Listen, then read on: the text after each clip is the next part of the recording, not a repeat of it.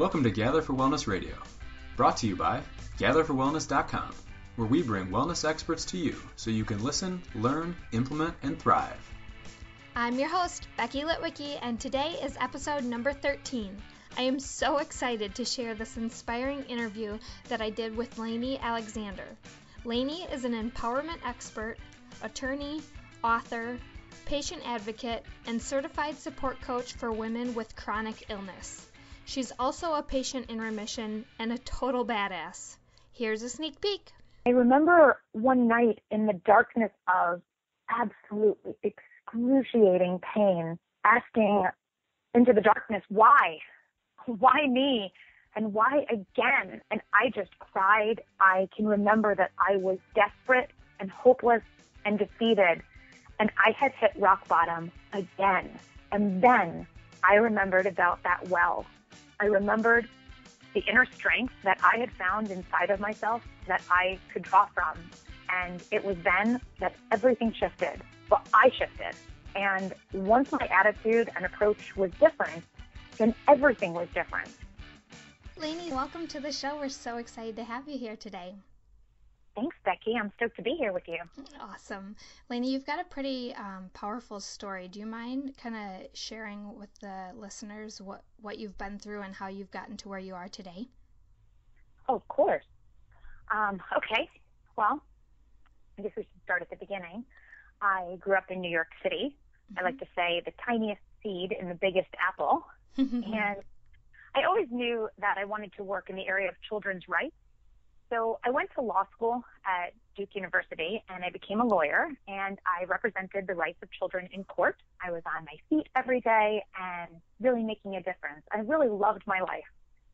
And then in my mid-20s, I was working as a district attorney in Atlanta, and I was the victim of a horrific terrorist bombing. I was really badly injured, and my jaw was blown open by shrapnel from the explosives. Yeah, and even worse for me was the emotional pain. You know, I really didn't want to live in a world where such a terrible thing was not just a possibility, but had actually happened to me. And the instruments of someone's hate, pieces of shrapnel from the bomb, had been lodged in my jaw, inside my body, you know, inside where only I was supposed to be. And I had to live with that. And to be truthful, I didn't want to live with that. And I struggled and I fought against what had happened, which of course only caused me more terrible suffering. I spent 2 very long years resisting what had already happened. And eventually I hit rock bottom. And I had to turn inward with some really tough decisions. And when I got very, very quiet, and it was just me there in the darkness, and I went deep within, I found a well of strength that I didn't know that I had. It was like an ability to keep going when I thought I had already hit the bottom. And I made the decision to turn on some lights in the darkness inside, and I began to climb out and become part of the world again. Amazing. And yeah, then we can kind of fast forward 10 years, and I was living with my husband on a boat in the Caribbean, having an incredible adventure. I had written 3 books about hope and possibility and transformation, about being positive and living your dream. And my life was amazing. I had really turned it around. But then my hands started hurting. And I just figured, you know, I'm living on the boat, I'm hauling heavy, wet, 100-pound chains every day, so of course my hands would hurt. Yeah. But then one foot started hurting, and then my elbow. And I flew to the U.S., and I had some medical tests done, and it turned out that my immune system had gotten completely overloaded, I think, from the toxic world that we live in. And I had picked up lots of different debilitating illnesses, very long list, kind of the highlights that some people might recognize the names of: pneumonia, mercury poisoning, Epstein-Barr, chronic fatigue syndrome, Lyme disease, lots of others that I just put under the category of the roommate. And this was all at once? Well, I'm sure that they all happened piece by piece, little by little, over the many years. And I'm sure that the intense 2 years that I had lived through in my mid-20s really had taken a toll on my immune system and my body's ability to fight. And then at that point, I had no defense system for my body to fight with, and I went downhill very quickly. And it seemed that it was only weeks from being on the boat and aching hands to being constantly living in hospitals and with crushing fatigue and crippling pain. And I spent 5 years of my life searching for answers, sitting in a wheelchair for 5 years without the use of my arms or my legs. And I went to hospitals from Switzerland to Mexico, everywhere in between, searching for solutions to heal my body and to cure my illness or illnesses or mystery illnesses that never really ever got a name. And my whole life was turned upside down again. And I remember one night in the darkness of absolutely excruciating pain, asking into the darkness, why? Why me? And why again? And I just cried and cried and cried. And I can remember that I was desperate and hopeless and defeated. And I had hit rock bottom again. And then I remembered about that well. I remembered the inner strength that I had found inside of myself that I could draw from. And it was then that everything shifted. Well, I shifted. And once my attitude and approach was different, then everything was different. I faced my illness with more courage, more power, more hope. And that doesn't mean that it was easy, but I minimized the unnecessary suffering of resisting what already was. And I found ways to be positive and motivated, even at the toughest times. I stayed connected to myself, which is super important, and I developed daily routines to take care of myself and reduce stress and live mindfully and infuse more joy into my life. And through all of that, I was able to access greater healing than I ever imagined, and treatments started becoming more effective, and my body started getting stronger, and eventually I got up out of my wheelchair and I walked on. And as soon as I started getting better, all I wanted was to help other women going through exactly what I had just endured. So I went back to school and I became a certified coach. And now I help women living with chronic illness turn their tragedy into triumph. I use my firsthand knowledge of what I learned to help them find their perspective and courage and hope. And together we find their well of strength. That's beautiful. I have chills. That's such a powerful story. So you said that the treatments, after you had found that well of strength and you had the more courage, did the treatments differ at all, or was it more so your shift in mindset that really changed? It was my shift in mindset.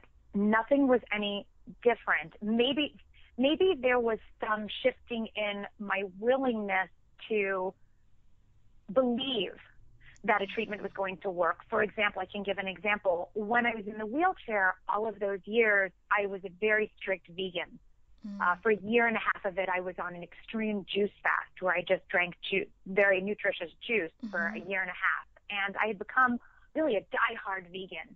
And I was so thin and so weak. And I was arguing with the doctors at this facility that I go to now in Scottsdale, Arizona. I was arguing that I did not want to eat any animal protein at all. And I think it was after I said, okay, wait a second. I am going to get myself out of this. I already got myself out of something like this once before. I know that's what I mean about the well of strength. It's this confidence. It's this knowing that whatever comes, it's not easy, and it doesn't mean it's not scary, but it means that I knew that I was going to be able to face whatever it was. And it was after that when the suggestion again of, hey, how about some turkey? I think I was willing. I said, okay, all right, you know what?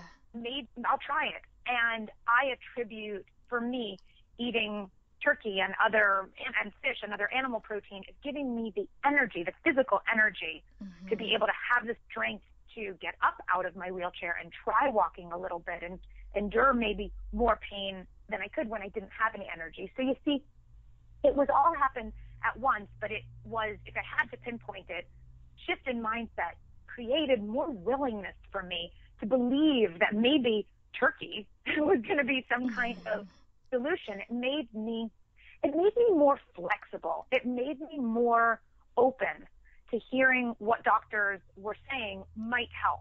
And I'm not saying that I blocked my healing before that, but I certainly got out of the way more because I was feeling more positive. I was feeling more from the inside, like I had more control over whether I lived or died. Even though I was still in the same amount of pain, suddenly the pain becomes more manageable when we become empowered, when we can find that well of strength and begin to draw from it. You know, it's this beautiful, cool, clean water, and it's all ours, and it's there all the time inside of us.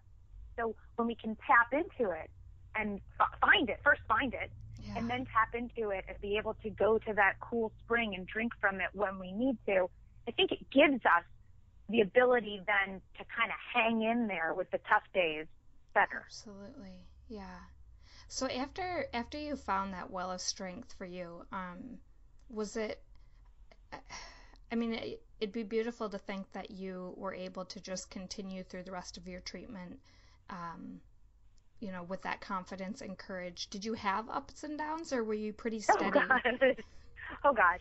And I still have ups and downs. You know, I'm not done yet. I still go to the hospital every 3 months for treatments, but I just celebrated 2 years out of my wheelchair, and I just sold it. Yay! I sold it to this wonderful older woman who needs a wheelchair, and I'm never going back. No, good for you. Yes, thank you. Thanks. Yes, so not only did I continue to have ups and downs, but I still continue to have ups and downs. And I still have lots of times when I get in the way, me meaning my personality. You know, I'm a real go-getter, and I'm a hard worker, and I just want to push through. I just want to, you know, do it right and find the way to heal. And so sometimes I get in the way, and that causes maybe a plateau in healing. And then I have to realize, okay, wait a minute. Am I holding up the works here? Am I doing anything? You know, is my mindset in the right place? And then if I have that shift to a place of more clarity and more neutrality, even if we can't be positive. You know, I'm not one of these coaches that says, oh, you know, just be happy. You know, oh, just sing a tune and you'll feel better, or just smile and you'll feel great. I know that these are tough, chronic illness is a tough thing that we're dealing with. And I'm not one of these kind of sugar-coating people that just says, oh, just be happy. You know, just find a silver lining. You know, so I know that it gets tough, but if we can know that we're going to be able to handle whatever comes our way, because what's the alternative, Becky? I mean, the alternative is lay down and let a Mack truck run over us and give up. Yeah. And nobody wants that. If people can anchor into their strength and know that they can keep fighting, they always will choose to keep fighting. That's beautiful. So you had your powerful shift in mindset, which I think we both agree can be definitely life-changing. But once you had that confidence, what were some of your favorite tools that you started using for your transformation? Oh, yeah. You know, I love that. I'm a big believer that breath is this easy, free access point to a lot of stress relief. And when we're in chronic pain all day, we're not only stressed emotionally. You know, everyone has emotional stress nowadays, right? Yep. So of course, any of these techniques apply to anyone, even if you don't have chronic illness. Right. But when we have chronic illness, we not only have stress in our minds and in our heart, we also have constant stress in our bodies. So when we have stress, whether it's physical, emotional, mental, we tend to take very shallow breaths. And in turn, when we take shallow breaths, we don't empty our lungs of the stale air. We don't have room for more fresh air to come in. And that creates, of course, more stress in the body.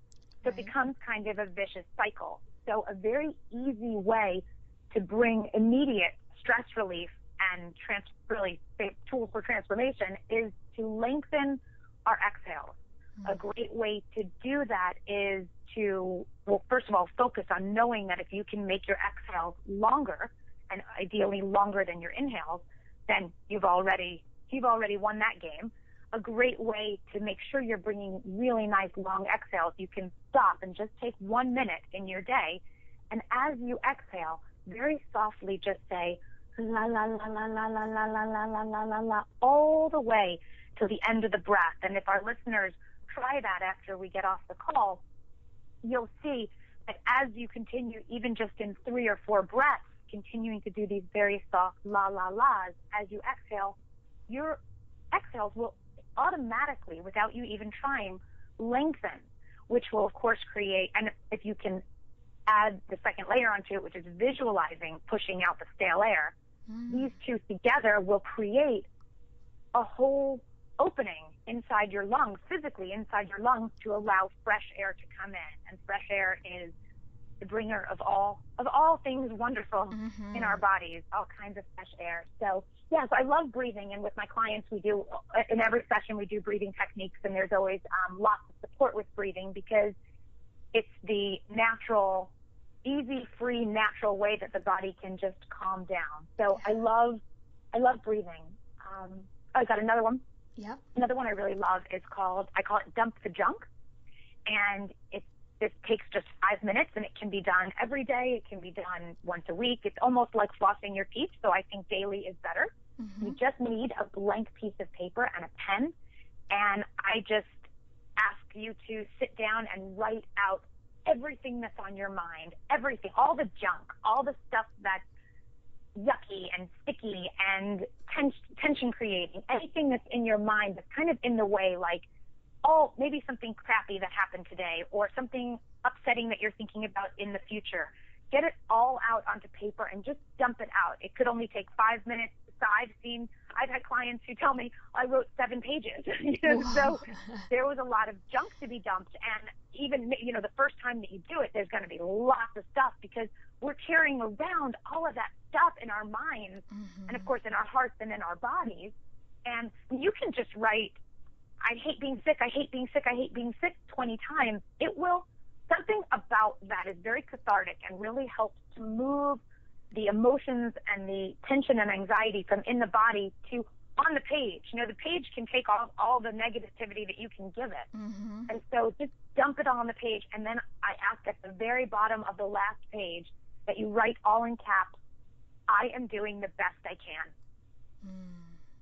I think, giving ourselves a break in this crazy, hectic world is a big, big stress reliever. So I love that. And, when I was talking about dump the junk, I was saying, something that happened in the morning that was upsetting, or something that you're thinking about that's going to happen that's anxiety producing. And that kind of rolls into a third tool that I really think is so important for us, especially when we're chronically sick, which is anchoring in the present moment. Our illness gets passed to it. We think, oh my heavens, I've been sick for 5 years. I've been sitting in this wheelchair for 5 years. And then immediately we think into the future, is it ever going to end? Or even worse, we think it's never going to end. Gosh, I've been sick forever, and gosh, I'll probably be sick forever. And all of that past thinking and future thinking causes us to be out of right now. It causes our energy and our attention to be taken to far away places that we have no control over. I call it, your mind is going into a bad neighborhood, and you are going in there. Do not go in there alone. It is a bad, bad neighborhood. So if you can, when we're sick, we can somehow live mindfully and be right here, right now. Dumping the junk will, of course, help with that. Breathing with these long exhales will, of course, help with that.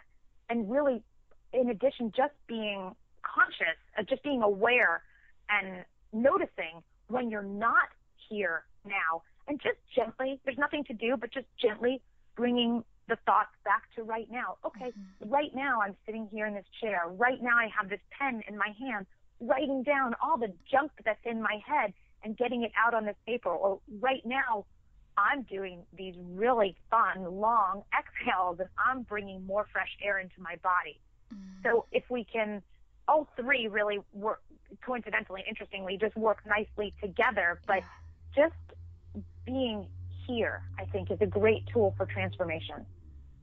I agree, and I love that they're all, I mean, everybody has 5 minutes to devote to, feeling better, and they're all free. So there's really no reason that anybody cannot use those. So those are amazing. For somebody who maybe isn't going through chronic pain or suffering themselves, I know sometimes it can be difficult to know how to support somebody that is. So what would you recommend to people to provide support for people who are experiencing difficult times? Oh, yeah. Okay, so like friends and family, and if you love someone who's sick. Yes. Okay, yeah. Okay, firsthand experience. I had many people say to me, if you need anything, let me know, with all best intentions, or what can I do? And these two invitations and questions are, of course, coming from the most loving place. But for a person who's sick and doesn't have any answers for themselves, I can remember it put a lot of pressure on me to have answers. Not only did I now have to have answers for myself, but now I have to have answers for you to tell you how you can support me. So while that's really well-intentioned, well-meaning thing to say, let me know if you need anything, that doesn't exactly satisfy what you're looking for. So I always recommend that two things. One, if you can have an actual plan, like, for example, hey, I'd like to bring over dinner one night this week. Do you have any special dietary restrictions, or is there a restaurant that you really love that I know you can't get out right now? Is there a restaurant that you love that I could bring over your favorite meal? Yeah.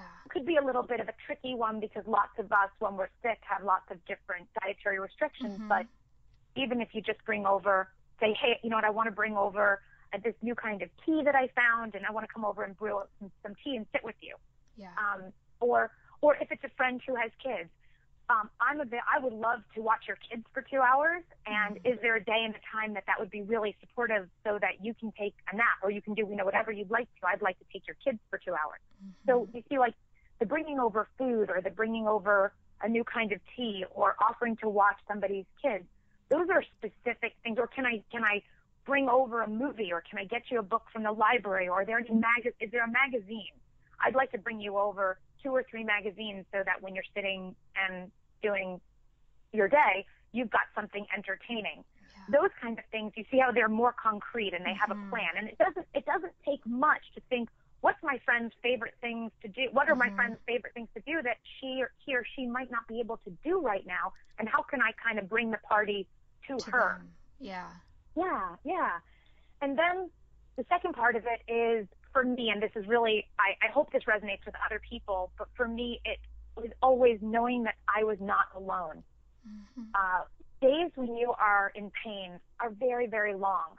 We wake up in pain, we're in pain the whole day through, and we go to sleep in pain. And in the middle, just a text, a phone call, a text, a voicemail, just a silly text with a smiley face, just, hey, I'm thinking about you. Or for me, I always loved to hear that the world was going on. It didn't make me sad that the world was going on without me, but the world was still happening. So, my kid came home and she got an A in this test. I mean, that just brightened my day that somebody was still including me in the normal day-to-day things. Or I saw the most beautiful sunset today, and here's a picture of it, knowing that I wasn't going outside. I couldn't see anything. So just bringing the outside world. And then the whole knowing I wasn't alone. Whenever I had friends, I'm lucky that I have a big group of girlfriends, and they were by my side the whole time. And I can tell you that the days that friends stopped by, even if it was just for an hour, in between when they were running errands and they just ran in and we sat on my couch for an hour and then they left, that would buoy me for a whole entire 4 or 5 days. I could just think about the silly things that we did, or when we laughed, or when I just got to cry in somebody's arms other than my poor dear husband. I got to be with somebody and to just feel like life is still going to be full of happy moments. So having friends around, I think, is a really being available to your friend. And even if it's scary and you don't know what to say to them, saying, hey, can I just stop by and hang out with you?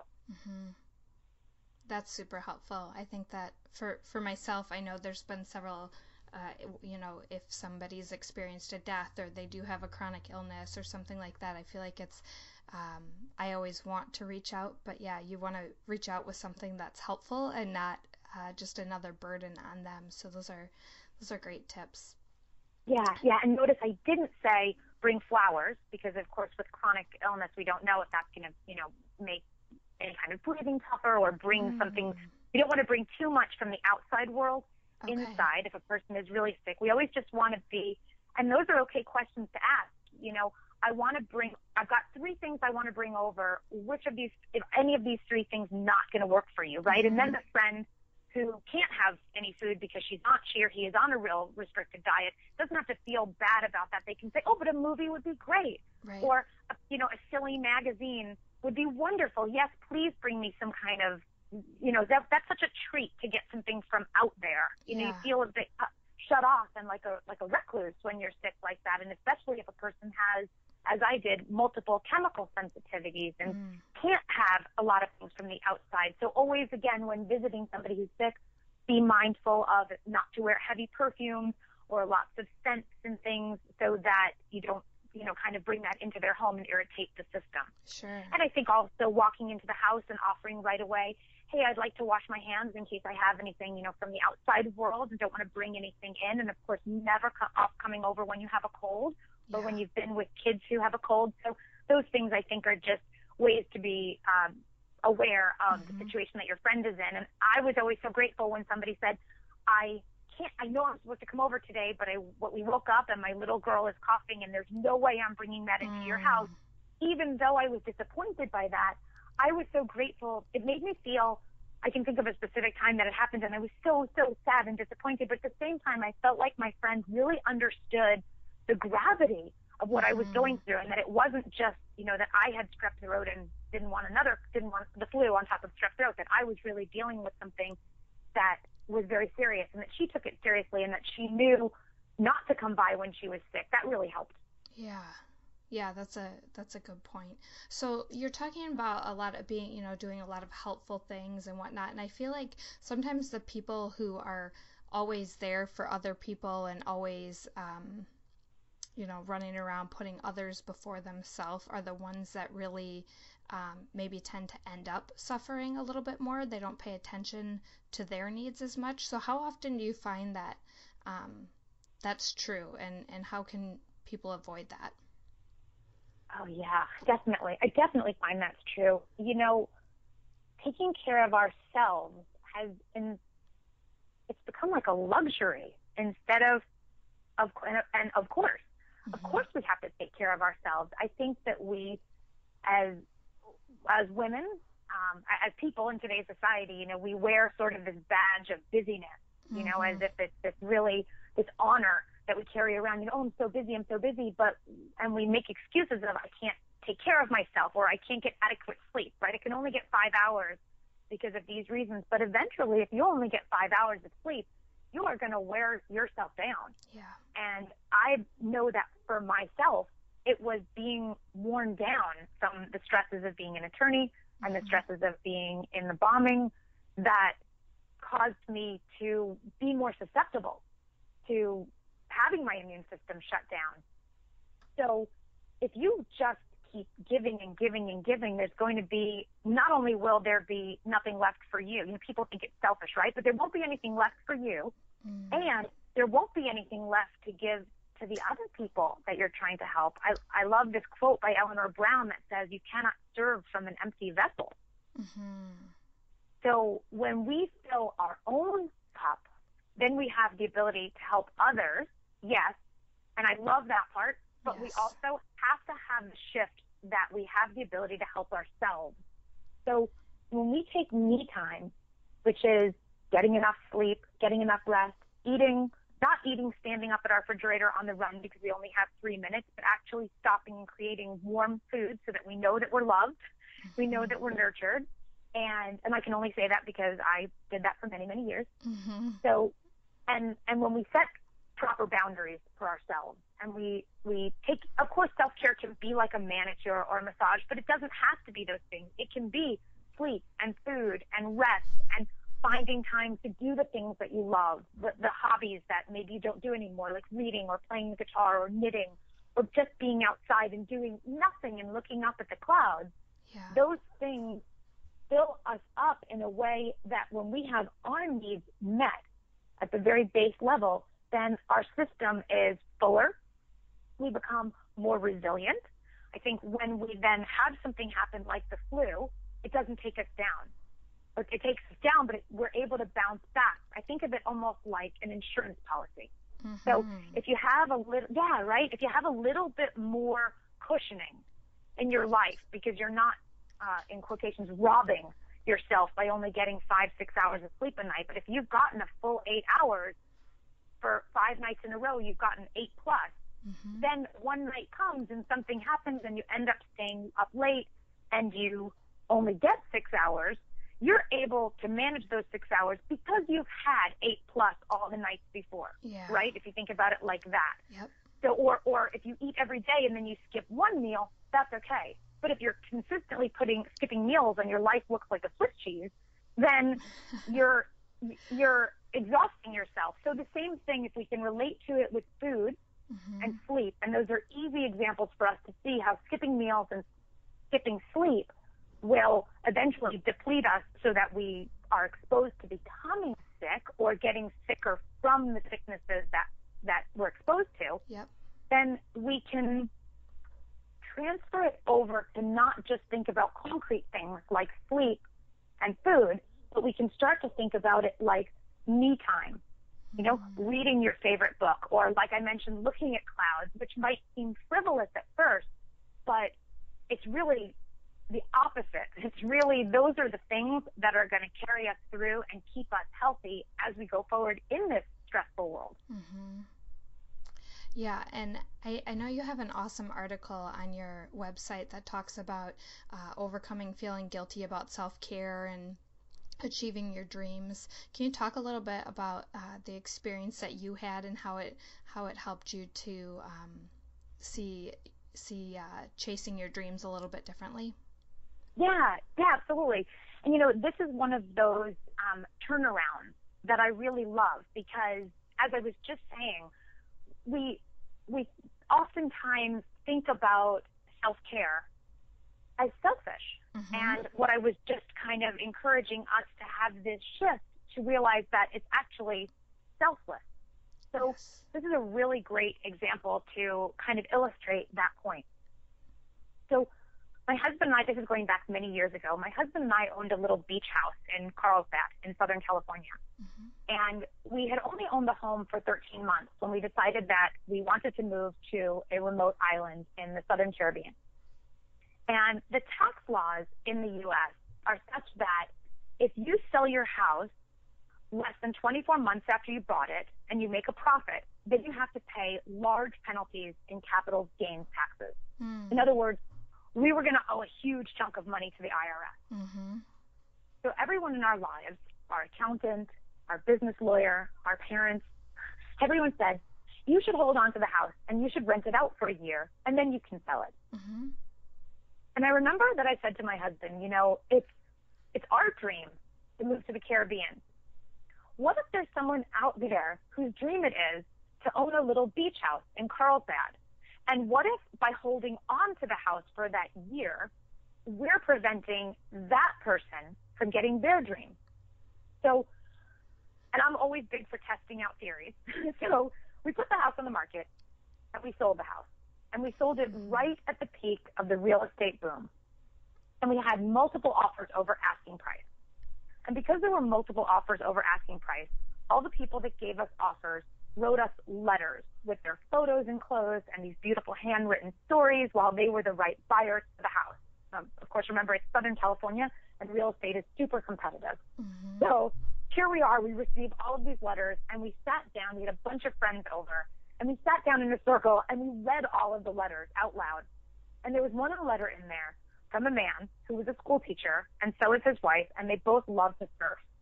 And he explained how if he bought our house, he would be able to walk to work, and he would be able to walk to his favorite surf break.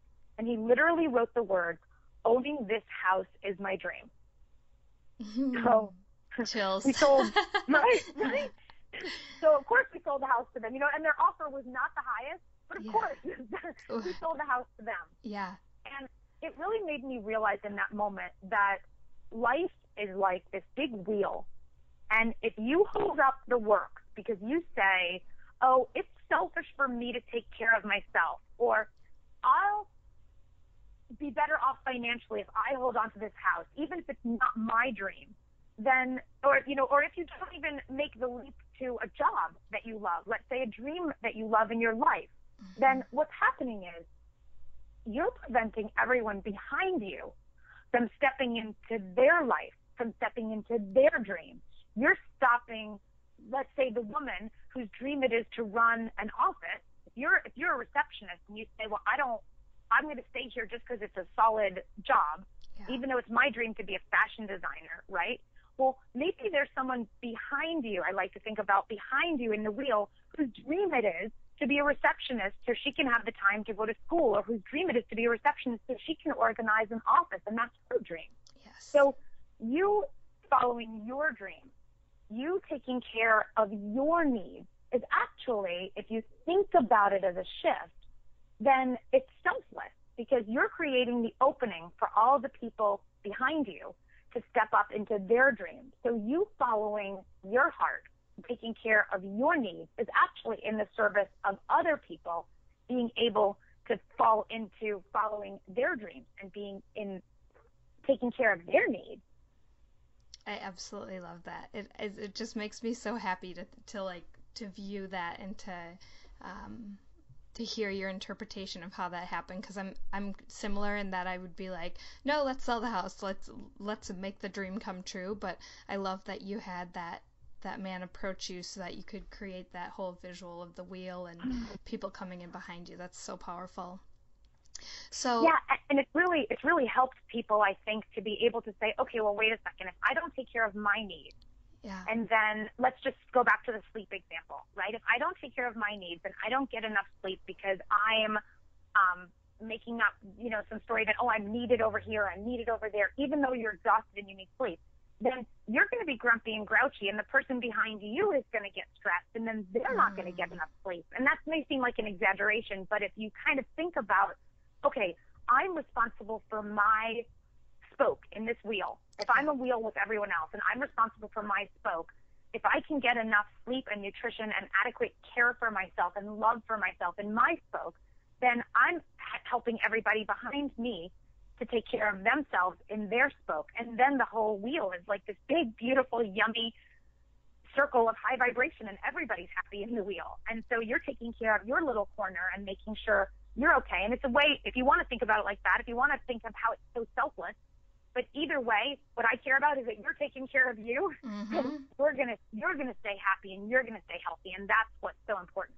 It is. And like you mentioned briefly, like you have such a profound impact on other people, whether you realize it or not, whether you're that person that's constantly giving or you just feeling frazzled all the time. Like I feel like we can impact so many people's lives for either better or worse. Like you walk around with a smile on your face, you don't know how many people maybe will see that smile and start to smile themselves, and it just kind of trickles down. But the same thing is true about like you said, if you're burnout and running around grumpy, like so many people, you end up shaking off that negative energy and kind of dumping your garbage onto them. And I think to shift the mindset and see it as a spoke and realize that everything is interrelated like that is awesome.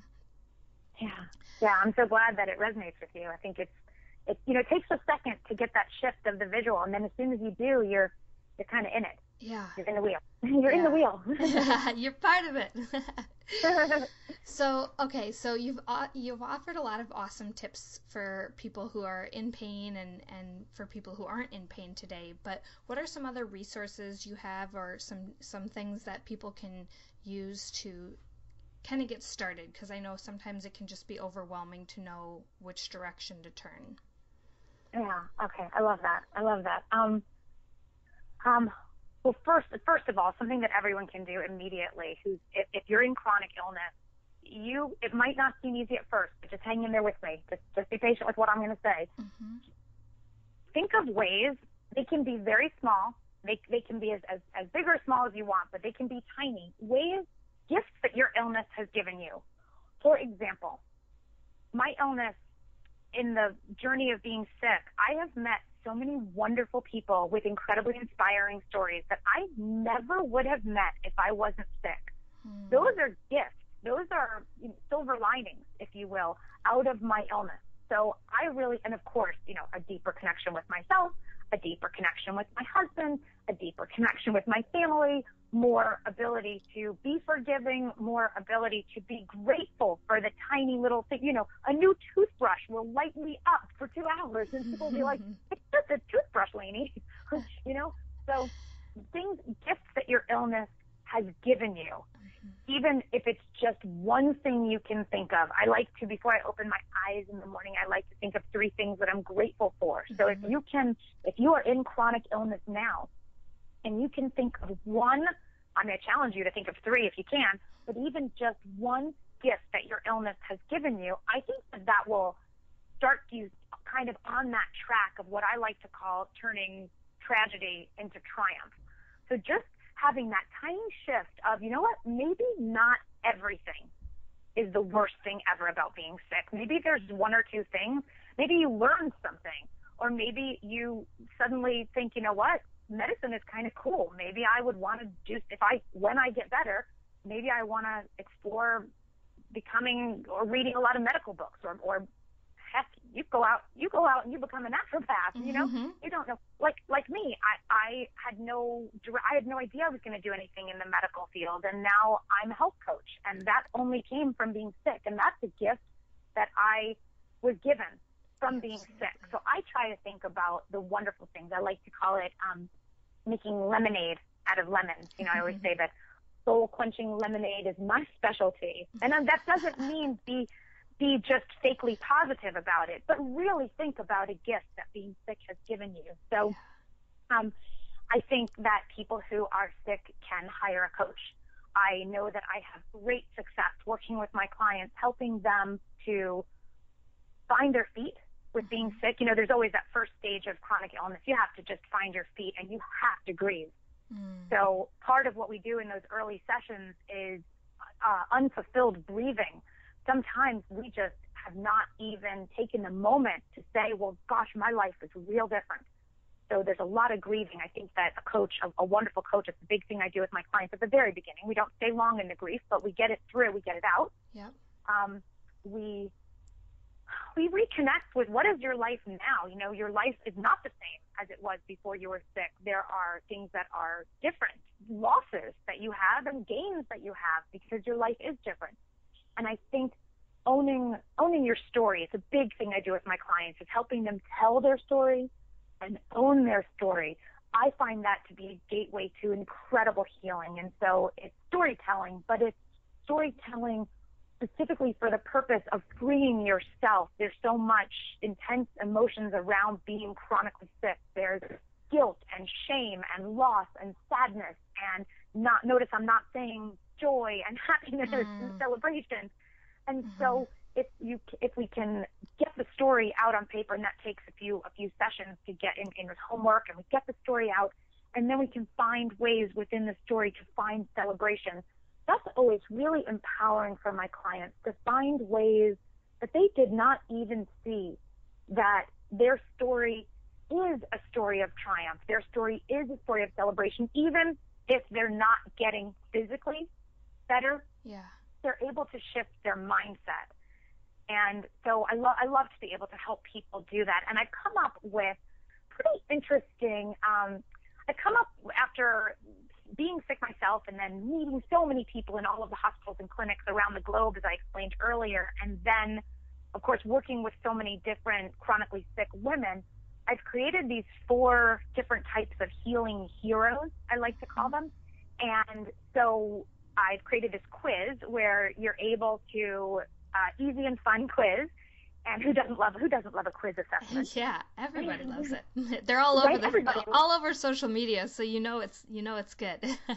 Right? And this one will tell you which healing hero you are, and then you can use your type, which the 4 types that I've created, archetypes, if you will, to really guide you. After you find out which healing hero you are, then there is an opportunity to, all for free, to download a free download with me where I'm explaining to you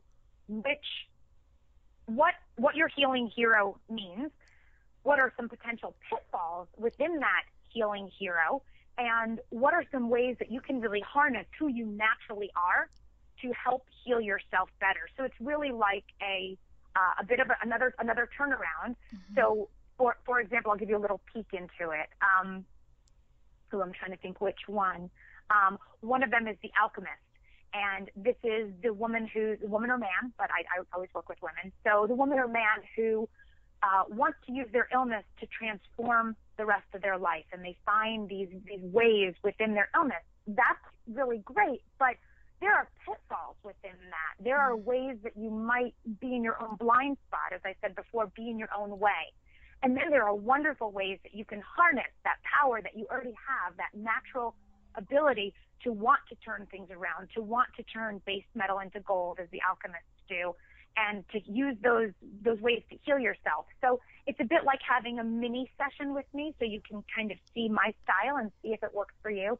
And all of that will be live on my website in early 2016. So I definitely invite you to come back and find out which healing hero you are. That's awesome. We'll be sure to include links to your site and contact information for you as well, so everybody can reach you. I love about the healing heroes that it kind of reminds people that they're not alone. And I know sometimes when, even on just one day where I feel sick, it can sometimes feel like you're the only one who has those pains and those that suffering. So I think it's really powerful too to be able to connect with people like yourself who have been through similar things, and to do quizzes like that, to know that you're not the only one experiencing that, so you can band together and heal faster. Yeah. I always say that before I got sick, I always wanted to be super unique. I'm me, and here I am, and I'm like nobody else in the world. And then once I got sick, all I wanted was to be one of a million. Yeah. All I wanted was how you can feel it. You can feel that when we're in pain, there's a solace and a comfort from knowing that someone has been exactly where you are and knows exactly the pain that you've been in, and that you're not alone with your pain. That's a big, big piece of what I get with my clients, is this early sense. I get them, and they're immediately, in that, thanking me at the end of the first session. Let's say I hear it a lot at the end of the first session of, oh my God, you just get me, and you're just here with me, and I'm not by myself anymore. I'm not alone with my chronic illness. And that's something that I think, because I lived through it, I'm able to really give a certain kind of support. No matter how good our caregivers are, if they have not been sick, they just don't get it in that same way. And that it's just not the same. And so I'm so grateful, Becky. I'm so grateful to be able to give back something that's a gift for me, right? We talk about a turnaround and a gift. That's a gift for me from being sick, is that I'm now able to use all of those super, super crappy days to be able to pay it forward and give it to someone else. When I hear someone say, oh my God, you get me, and I think, well, I only get you because I've been through the mine myself and the darkness by myself crying out. But doesn't that make it kind of worth it? If you can help another person with what we've been through, then it almost makes the crappy wonderful. Almost. Not exactly, but almost. At least it softens the blow. Absolutely. If we can find a way to give back. Layne, you are such a badass. I'm so like motivated by you. I love the passion that you have, and I love the fact that you are, I mean, you really just have such a gift in being able to see the good in everything. So I think that's absolutely beautiful. Thank you. Thanks. Let's end on a fun question. If you had just 5 minutes to create better wellness, what would you do? Ooh, 5 minutes? Mm-hmm. Okay. 5 minutes to create better wellness. Yes. Okay. Well, I think forgiveness is a huge key to healing. I think that our anger and our past hurts that we hold onto create stress in our bodies and in our hearts, which in turn create stuck places and disease, right? And unwellness, right? If that's even a word, unwellness. Yeah. And I think forgiveness releases the burden of carrying around those unexpressed emotions, which just cause stress and block us. And so if we can find a way to let go of the negative energies of resentment and grudges, which keep us from living in the past and keep us from being in the now, and they continue impacting us, then if we can let go, then we can make room in our heart for something bigger and something better. So my 5 minutes, okay, and this is going to be a little bit under 5 minutes, although you can stretch it out. I love the Hawaiian ceremony, ho'oponopono, which it means to make very, very right. In Hawaiian, they don't have the word very, so they say it twice. That's my understanding, at least. So it's when a word is said twice in Hawaiian, you know they really mean it. Sure. So ho'oponopono, which means to make very, very right. And this can be done in any situation to foster forgiveness and for me, to create instant relief. So you can do it by yourself. You can have the other person there that you need to forgive, or you can do it to forgive a situation like being sick. Or I could do it to forgive the person who set off the bomb in Atlanta, or I could use it to forgive the situation of the bomb, or I could use it to forgive myself for telling myself it was my fault for being in the wrong place at the wrong time, right? So you could use it, right? So there's forgiveness in all those levels. Yeah. I think it's not just forgiving another person. So it's forgiving a person or an event or a stuck place in your life that's creating tension for you. You can forgive someone else. You can forgive yourself. You can forgive a place. You can forgive a time. And it's really just 4 steps. Step 1, and this is, again, to the person, to yourself, or to a situation. So you say, I love you. Step 2, I'm sorry. Step 3, please forgive me. And step 4 is thank you. So I love you. I'm sorry. Please forgive me. And thank you. It's super simple.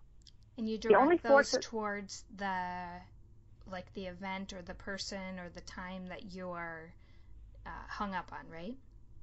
Anything that you're hung up on. You can have the other person in front of you. Traditional Hawaiian ceremonies would be the group would meet together and the whole family, which of course in Hawaii is a very extended family.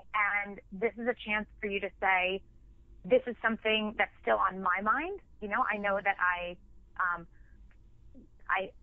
ruined your shoes. I borrowed your shoes and I ruined them. I love you. I'm sorry. Please forgive me. And thank you. And the only forces at work there are love, repentance, forgiveness, and gratitude.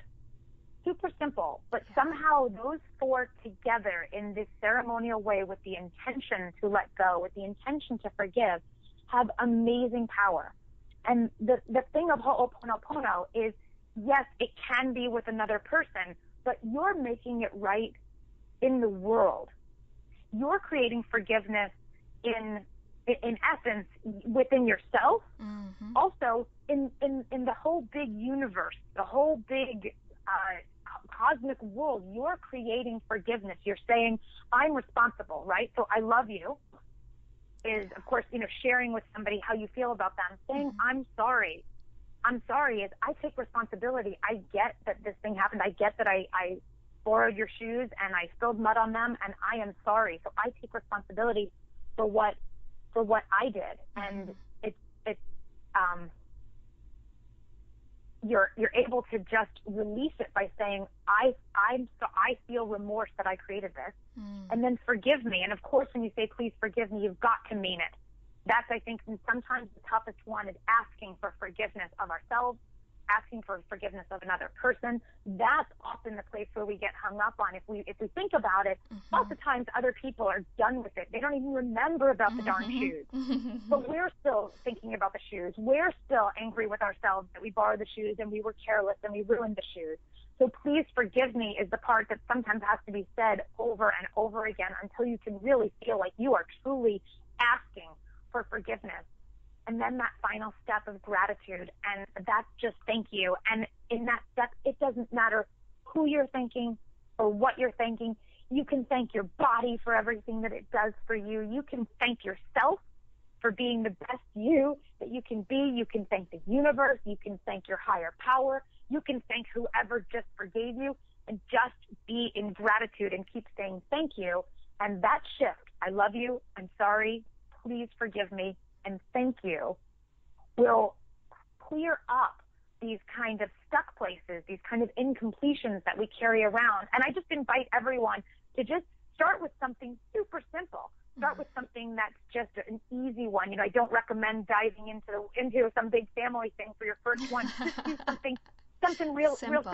Hey, I know that I drank the last glass of water. We have these cold waters in the fridge, and I drank the last one. And gosh, I love you. I'm sorry. Please forgive me, and thank you. And just try it out and see if there's any release in that, and see if there's an ability. See if you just feel lighter, right? And when we feel lighter, we've got more space in our heart for more good stuff. And I'm all about more good stuff. Oh yeah, fill it up. That's awesome. I love that. All right, Lainey. Well, thank you so much for being here. I mean, like I said, you are a total badass. You have got a heart of gold. I can tell you're just so passionate about what you're doing, and I really appreciate that. And I'm so grateful for you being here today. Oh, I'm so grateful for the opportunity, Becky. And if we can, what you're doing is so incredible that you're spreading and sharing wellness and uplifting other people. I'm honored to be part of this, and really grateful for the opportunity. Thank you. You are welcome. All right. Well, we'll hope to talk to you again soon, okay? Okay, fantastic. Thanks again for the opportunity. You're welcome. Bye. Thank you so much for joining us for today's episode of Gather for Wellness Radio. We'd greatly appreciate if you'd leave a review over on iTunes, Stitcher, or the blog. And don't forget to share this episode with your friends, family, and on social media. We hope you'll join us for the next episode. But until then, keep being awesome. The information on this podcast and on gatherforwellness.com is not intended to replace a one-on-one relationship with a qualified healthcare professional and is not intended to be taken as medical advice. Becky encourages you to make your own healthcare decisions based upon your research and in partnership with a qualified healthcare professional. The entire contents of this website and podcast are based upon the opinions of Becky Litwicki and her guests, unless otherwise noted. The information provided is for entertainment purposes only.